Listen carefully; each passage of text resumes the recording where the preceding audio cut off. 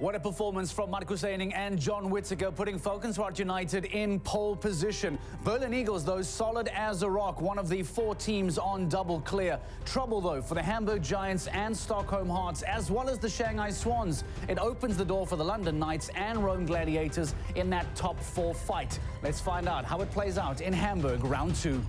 Hamburg, Germany's gateway to the world, where culture, science, and entertainment come together. And the world's best riders will give an exuberant show. Big jumps, amazing action, and thrilling outcomes. Longines Global Champions Tour at Derby Park, Klein-Flottbeck, from the 25th to the 29th of May.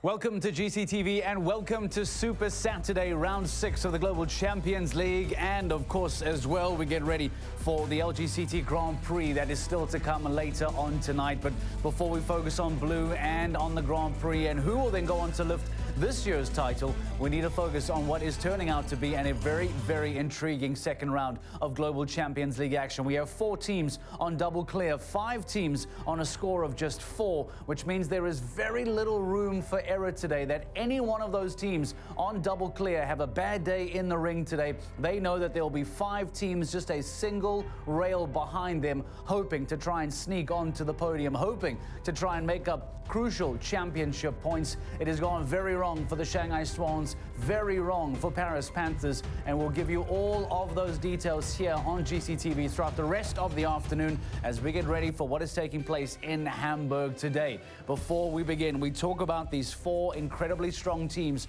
on double clear. Let's remind you who performed best in GCL round 1.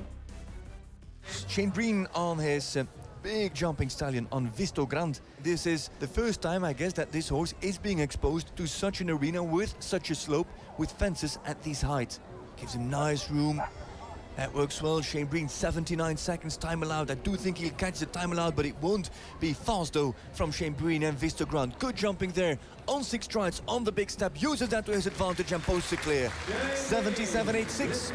Shane Breen actually leaving out that stride to the second last line was a very good move from Shane Breen and Visto Grand.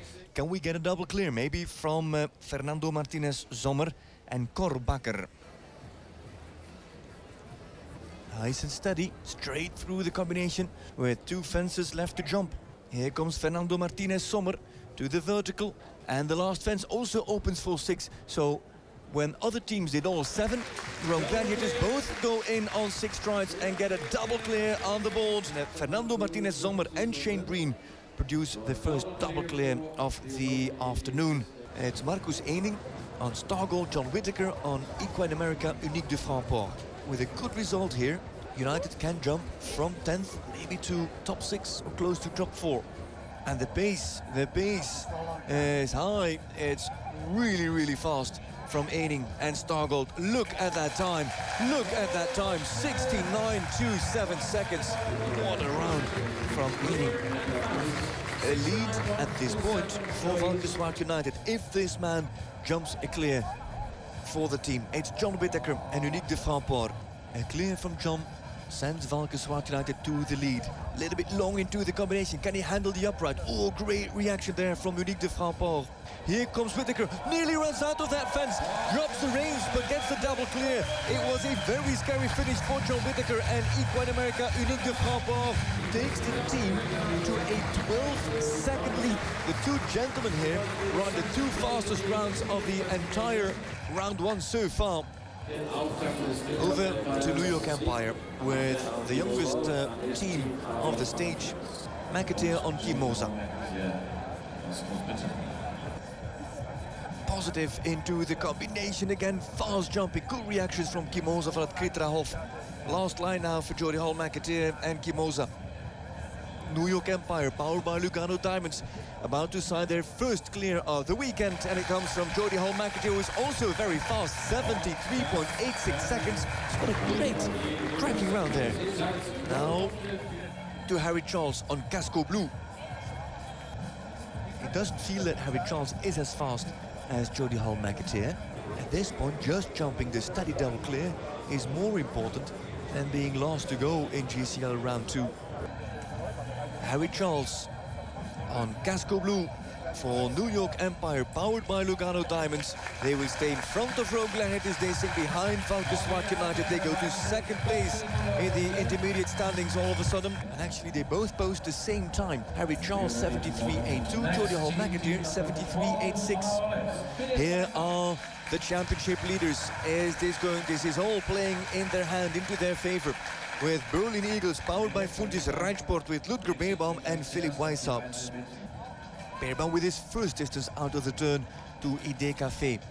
Then travels to the outside as to shorten. Oh, this is tricky for Ludger Beerbaum, but careful jumping from Mila.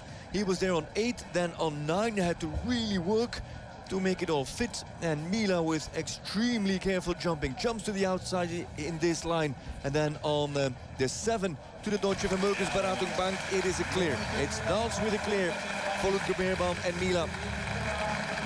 And Berlin Eagles can really take massive advantage. Here's Kobe now with Philip Weishaupt. These seasoned horses aren't as flashy as the youngsters, but they're sharp and they're experienced and they're smart and they're clear. And for the double clear in the leading group, there's Weishaupt with Kobe. They go third at the moment. Berlin Eagles really making the most of it. In round 1, they go double clear. So the championship leaders on a double clear, the defending champions on a double clear, and Valkenswaard United, as we mentioned, being able to do it at the absolute fastest time. They're in pole position. They will be the final team to come out the gate later on this afternoon, followed just closely behind on New York Empire. An incredibly good round. Harry Charles and Jody Hall McAteer, two young, talented riders performing exceptionally well for New York Empire, who too will be eyeing the opportunity to try and move up the championship standings with a really strong performance in round 2. Let's hear from Harry Charles. Let's hear from Markus Eining and how New York Empire and Valkenswaard United are feeling ahead of their second round. I have actually a very natural fast horse and he likes the speed a bit. And John had a very good run. So I think the time is actually okay. Very happy, you know. Jody was clear and I knew I also had to do a job and yeah, happy to do it. And I don't know how many double clears there are, but I think not so many, so in good shape for Saturday. At the end we have a few clears and so that means on Saturday I think we have to go fast and double clear again. Fast and double clear is the call from Markus Eining. Will he and John Whittaker be able to do that for Valkenswaard United and pick up their first victory of the 2022 season? New York Empire will be eyeing that opportunity as well. But let's remind you, 4 teams on double clear, 5 teams on a score of 4. It means that 9 teams are on a score of 4 or less. That's more than half the field have just a single rail down. So the room for error here is incredibly small going into the second round. Time for us to catch up with Frederik de Backer. I'm very excited to find out what is happening in particular with those 4 leading teams on double clear. And to Frederik, let's try and find out. Frederik, welcome. Good morning to you. Let's get ready for GCL round 2. What kind of changes have been made in those top 4 teams on double clear?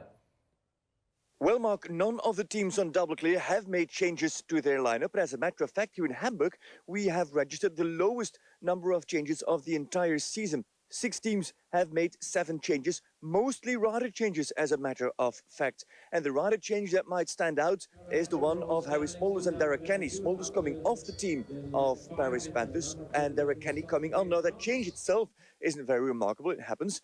But the fact that Derek Kenny hasn't competed here in Hamburg this weekend so far, comes flying in from Rome to support Paris Panthers, where Smolders has come off the team. I think that is the change that really stands out. So the lowest changes coming out of Hamburg for the entire 2022 season. And as we said, all of a sudden now, a big change for Paris Panthers, who are struggling. They find themselves second team to come out on a score of 12. Derek Kenny now coming in. Harry Smolders being subbed out. Will Derek Kenny be able to turn things around for the Paris Panthers? But the Paris Panthers and Shanghai Swans are not the only 2 teams that are struggling, because from a championship perspective, you have the Berlin Eagles on a double clear, but the Hamburg Giants, the hosts this weekend, and the Stockholm Hearts, who are just behind them on the championship table, find themselves on scores of 7 and 9. They will know that that gives Berlin Eagles a huge amount of room and a lot of leeway today to make sure that they grow and extend their lead on the championship standings. Let's show you what took place for Hamburg and Stockholm in round 1. For Kuiten, it is actually her very first GCL appearance this season. So here comes Suus Kuiten with the time allowed of 79 seconds, has global champions down, and Kuiten finishes with how many time faults? With 3 actually. And that makes it 7 for Suus Kuiten. Linda Heert has to start the weekend with a clear to keep the team in contention for the rest of the weekend. This is quite forward, this is quite open. But he jumps it well again, takes the inside turn, no problems for her for the time allowed. Linda Heert needs to produce a clear and is well on the way to do so. Changes her mind, it looked like she was going for 6, gets the 7 and gets a clear and a good one. Nice run from Linda Heert, truly an addition to the team. Atwood and the start Corleon van Vlierbeek for Stockholm Hearts, powered by H&M. Gets stuck in the turn, pushes for the back rail. Good jumping from the Bay Gelding into the launching double. Oh, there goes the back rail. She held him a little bit over the back rail, knowing that she was flying into the double, and that he didn't open up with the hind leg. And she's good for the time, great time. Look at that, 72.65 seconds. Olivier Philippaerts, their second line rider. Philippaerts with Le Blue Diamond van het Ruitershof. An early fault, look at that. Stockholm Hearts, powered by H&M, second fence down. Here comes Philippaerts. He's in, oh, outside the time line as well. Oh, this is costly. This is very, very costly. The 8 for the team weren't good, but the time fault is even worse. So it's 4 and 4 and 1. That makes it 9 for Stockholm Hearts. Trouble for the championship contenders, Hamburg Giants and Stockholm Hearts. Let's hear from Suus Kuiten and Olivier Philippaerts about their troubles. I was actually much slower than I thought. I thought actually my pace was pretty good, but after I crossed the finish line, I saw that I was really way too slow. So actually, it's a blame to put on myself. It's the first time I ride this horse in the competition. It is a nice, fair course, so that was okay. I had one down and I was a little bit too slow, but it was a good round. I'm happy about it and about my horse. We can't make any time faults anymore, so I will have to ride faster the next team competition. I think the horse jumped well. We've had actually 2 good rounds, but we just gotta pull it off on Saturday. We'll go with the same pair of horses and Lily and myself, so I think the horse jumped well, so I don't think we should change anything for Saturday. So no need to panic is the call from Olivier Philippaerts, despite Stockholm Hearts, powered by H&M, struggling going into today's round on a score of 9. Hamburg Giants on a score of 7, still with Fredrik de Backer in Hamburg. Fredrik, what now is the strategy for Hamburg and for Stockholm? How do they try and fix the damage that's been done in round 1? Well, Mark, as a matter of fact, Hamburg Giants and Stockholm Hearts, powered by H&M, are fairly restricted in terms of their strategies. They don't have a third rider here, so they can't make any rider changes. They could make horse changes, but they haven't. Not Hamburg Giants, not Stockholm Hearts, powered by H&M. So they're quite limited, and they are quite adrift from the leaders from Berlin Eagles, who have jumped double clear in GCL round 1. Now, interesting is the statistic about the Eagles. When it's Beerbaum and Weishaupt in GCL round 1 here in Hamburg, they always produce a double clear, but when they stay together, they have never produced a double clear in round 2. So from potential winning positions, they've always dropped off the podium to top 4. So the strategy actually for Hamburg Giants and for Stockholm Hearts, powered by H&M, is to produce the best possible results and expect that history will repeat itself with the Eagles not going double clear, not going for a clean sheet. To support that, it's important to note that round 2 in Hamburg has proven very difficult to produce double clears just in round 2. Over the last 3 years, we haven't had any clean sheets, and even last year, there was not one single team jumping double clear in round 2. So that probably has to be the strategy of Stockholm Hearts, powered by H&M, and Hamburg Giants. Try to do as good as possible, obviously, and expect that Berlin Eagles cannot complete a double clear or a clean sheet. So history is against the top 4 teams that all find themselves on double clear. Frederick saying that we've never been able to walk away from Hamburg with a double clear. So it does maybe just give a slight bit of hope to the teams that are not just on 4, but perhaps even further behind, like the Stockholm Hearts and Hamburg Giants, who now have the opportunity and hope that rails will fall. This is how it stands at the halfway point. As we mentioned, those 4 teams on double clear, led by Falkensvart United, the fastest of the timing, thanks to lightning quick rounds from Marcus Eining and John Whittaker. 5 teams then find themselves on a score of 4. London Knights, Madrid Emotion, Prague Lions and Miami Celtics. Of course, Can Stars as well, who continuously are producing very quiet, under-the-radar performances in 2022. Scandinavian Vikings hoping to make up ground and move off the bottom of the table on a score of 5. And then the trouble begins. As we mentioned, Hamburg Giants on 7, Istanbul Sultans on 8, along with Saint-Tropez Pirates. And then, believe it or not, pre-season favourites Stockholm Hearts on 9, Paris Panthers, pre-season favourites on 12. And your runners-up, the Shanghai Swans, on 14th, in very last place. So time has been difficult for the top teams in Hamburg, and they have really struggled to deal with what Frank Rothenberger has been able to put together. It does make for interesting viewing from a championship perspective, because whilst the Berlin Eagles are looking to extend their lead, if the Stockholm Hearts and Hamburg Giants continue to struggle today and do not perform well in round 2, it opens up the door for the Rome Gladiators and for the London Knights, who will be looking to try and make up crucial championship ground. So, if that is the case, Frederick de Backer, finally from you, before we take a break with you in just a few moments, what then on earth is the plan for the London Knights and for, of course, the Rome Gladiators as well? And how on earth has it gone so badly for the Shanghai Swans, our runners-up from last year, Frederick?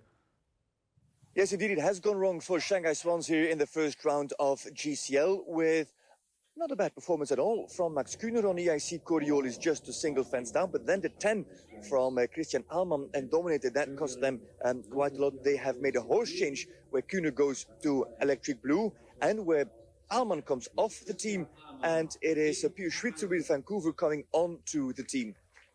How difficult is their position? Well, they aren't going to win this stage, that is obvious, but the problem is more situated on the championship ranking. Of course, they were those runners-up from last year, but with their poor position from round 1 and the good performances from their rivaling teams on the championship here in round 1 as well, it is very well possible that teams like Rome Gladiators, like London Knights, like Falkensvart United, even Can Stars could overtake the Shanghai Swans on the championship. So though this stage is already lost, also their position on the championship is very much under threat. Very much under threat. Shanghai Swans facing a real uphill battle today. Right, Frederick de Backer, thank you very much. We'll take a break. We'll let you get into the ring. We want to find out exactly what Frank Rothenberger has put together for GCO round 2 from you in a few moments' time. Let's find out which of those fences perhaps might be the most tricky for the riders today in Hamburg. We did catch up with Jody Hall-McAteer, one of the star riders from New York Empire, who, along with Harry Charles, delivered 2 wonderful clears that puts them the second last team to go out the gate today. She was talking to Frederick de Backer on Team Talk and shared her thoughts on the weekend. Yeah, no, it was a good start. I think we were 7th and 8th in the end, so we were good with the time as well. So, yeah, fingers crossed going forwards for tomorrow. I think round 1 was very fair. There was a few good clear rounds, and like Marcus and John, they were fast as well. And I think tomorrow will definitely be a bit stronger. I think there'll be a few more questions asked, so I'm looking forward to it. If it would come down to time, I do think that the both of you have got fairly fast horses on your team. How about the slope? Is that something that you felt strongly in round 1? Is it something that you fear in round 2, the slope of the arena? I think Frank did a good job. I mean, when you came back, I think it was number 9, there was an oxer up the hill, and for sure it came up fast and it was square and it was wide, so you had to make sure you were riding positive. I think a few that came round and were backwards to it definitely had trouble there or trouble at the next double. So he's using the slope well, and I think it's something that we'll see him using to his advantage as a course builder again in the next round. Is it nice for you to ride with Harry Charles, who is a fellow Brit, same age, so same generation? You've been with him, I guess, also on Nations Cup teams into the youth generations, young riders, juniors probably. How is the connection with you and Harry? No, we're great friends. We've kind of grown up doing it together in the sport. I've known him for as long as I can remember, really. So it's really nice. Actually, he's had an amazing few years and progressed so fast at the top of the sport. So it's nice to be on a team with him, and I can learn lots from him as well. So it's very special, yeah. So no horse changes, no rider changes for New York Empire. In fact, for Valkenswaard as well. There are very, very few changes from any of the top teams, as Frederik de Backer pointed out. In fact, just a single change from the Rome Gladiators as far as the teams on double clear are concerned. Shane Breen goes out and Edouard Lavie comes in. So consistency seems to be key for the teams inside those 4 double clears. And we'll find out exactly how they will perform. Let's perhaps show you some live visuals as to what is taking place. The course walk officially underway. Jodie Hall-McAteer, in fact, who we just heard from in a few moments' time. As mentioned, she will once again be coming out on Kimosa later on today, looking to repeat her performance from round 1 as the riders get ready for today's action. Course walk quickly underway as they prefer and work out their strides, their steps, to make sure that they measure every single moment. Now, I believe Frederik de Backer is standing by for us inside the Hamburg ring. Frederik, thank you for joining us. I see the raincoat is out. There's some sun shining, but there's rain on you. It sounds and feels very Hamburgerish, doesn't it?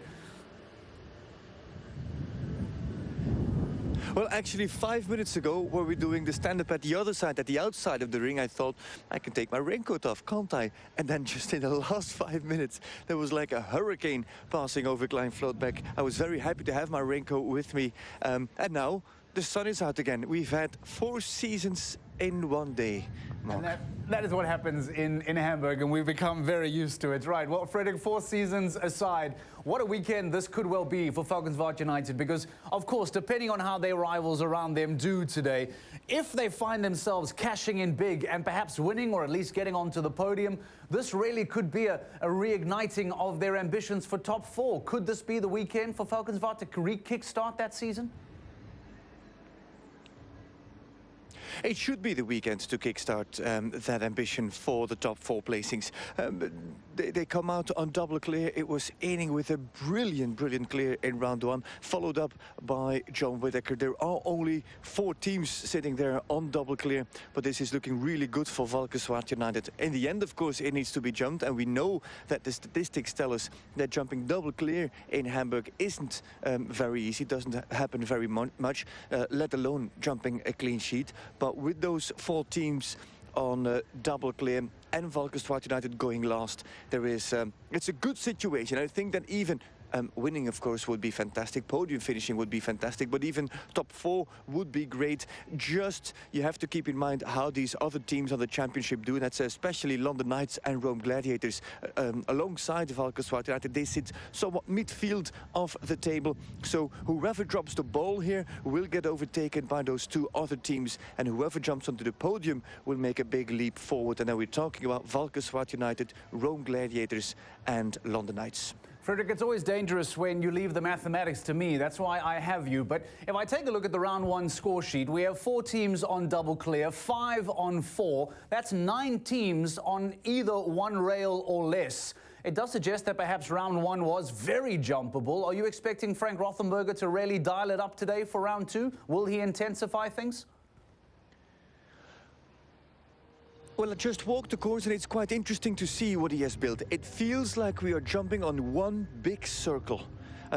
From 3 to 4, from 5 to 6, from 6 to 7, from 7 to 8, from 8 to 9. It's all one big circle. I think there's one straight line in this course, or 2 actually. That's the line of the triple combination itself. ABC is, of course, in a straight line. And from 2 to 3, and all the rest are somewhat single standing fences. And if they are related, they're all on the turn. But especially on the top of the hill, I think it is fence 6 and 7, and then towards the triple combination, it's all on a big bend. So he really allows riders to choose their lines, to take the inside or the outside. And with those 9 teams sitting just inside of 1 rail, maybe it could come down to time. And then he has built a very interesting course. It's not the most technical one. It surely is 1 hole bigger than it was on Thursday. But with that feeling of jumping on the turn, you can easily get tricked into going really fast and maybe knocking a few front rails out at those oxes if you come too much on the angle to those fences.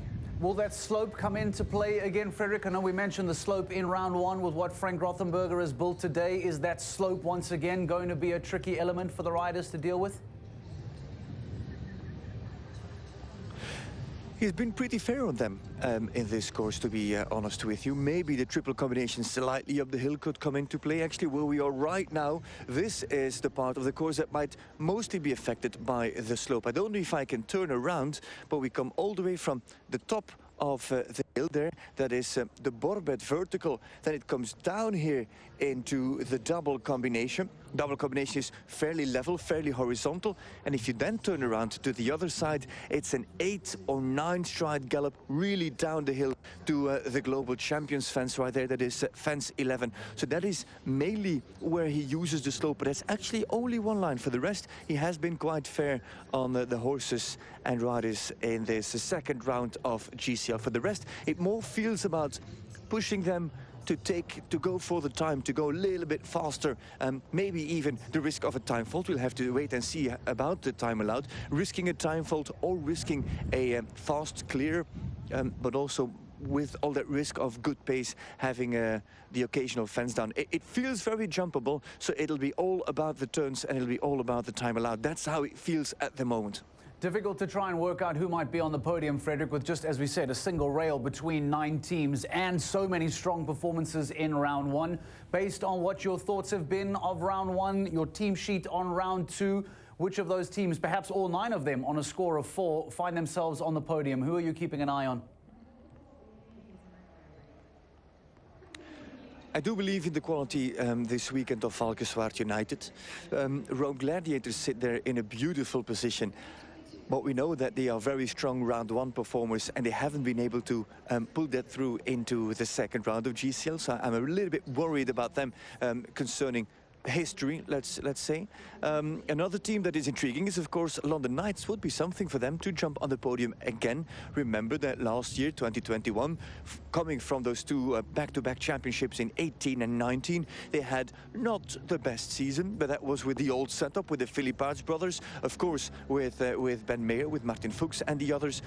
But now for that team to jump again onto the podium here, that would be something that could be very impressive. So I do have a good feeling about London Knights, as this isn't the most technical class. The question will be, actually, Mark, who wants to win here in Hamburg? How badly do you want to win? Do you really want to go fast and put pressure on the teams to come? Or are you going to keep it safe and secure with a normal pace and maybe a normal double clear?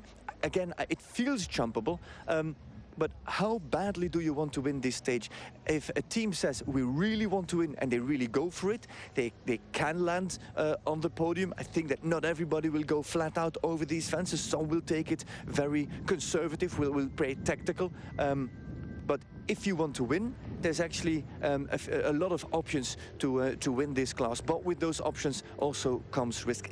I'm beating around the bush, I think, Mark. It's difficult to say who can win this stage with, to my feeling, not really a difficult course at display here, built by Rothenberg. It's all about those turns. It's difficult to wrap your head around it because this is different than what we've seen in the other stages at round 2 of Global Champions League.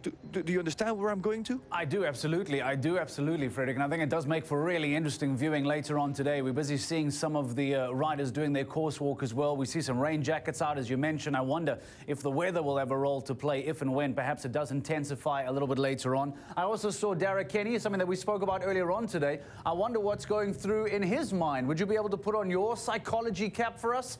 How do you think Derek Kenny then comes out on such late notice, brings great Tequila J? Is he able to then try and turn things around for Paris Panthers? I mean, again, as far as he would be able to do so, can he make an impact today? Make an impact, that's or a positive or a negative impact. Greg Tequila J hasn't jumped clears for the team just yet in Global Champions League. Harry Smoller jumped round 1. He went home to the Netherlands. Derek Kenny came flying in from Rome to jump this second round of GCL. It's not a perfect preparation. I think that Rob Hoekstra was struggling for riders and horses here in Rome and really said, listen boys, we're in trouble, you have to go. And that is what has happened now.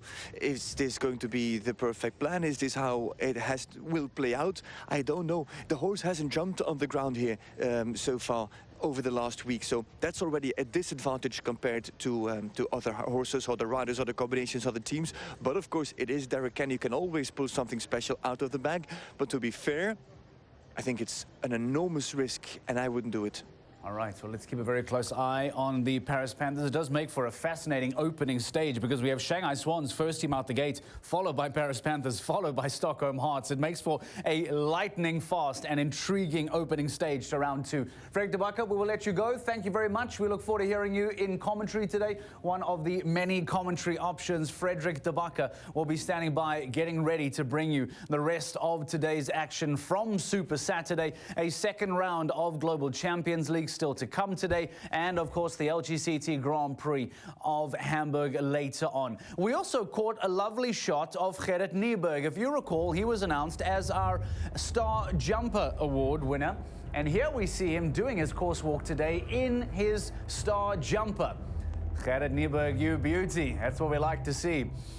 Our star jumper of the past weekend going on and proudly doing his walk around the course today in that Star Jumper Award. We have to now find out who will be our 3 nominees at the end of the weekend and who then will be nominated in this week's episode coming up of The Insider. That will be available for you later on next week here on GCTV. I've already mentioned that the Shanghai Swans will be the first team out the gate. It does put huge pressure on them, but it does make for really exciting viewing because they are followed by the Paris Panthers and Stockholm Hearts, then Saint-Tropez Pirates, the first 4 teams out the gate, followed by the Istanbul Sultans, looking to try and make up some championship ground. The Hamburg Giants, second on the overall championship standings, will be the 6th team out the gate. How much damage control can they do on a score of 7? Can the teams around them, like the Stockholm Hearts, perhaps struggle even more to make up some ground? Followed by the Scandinavian Vikings, bottom of the table, and the Can Stars, who find themselves in 11th place on the overall championship standings. We will then take a break, come back to studio, review, and then send you back on your way for those 5 teams on a score of 4. And of course, those 4 teams on double clear. Can they go on and write some history today and finish on a clean sheet? We will find out. So stay with us here on GCTV as we get ready for all of the best in show jumping here as we bring you the action live from Hamburg. It is Global Champions League Round 2 coming your way here on Super Saturday. Stay with us. The action comes your way next on GCTV.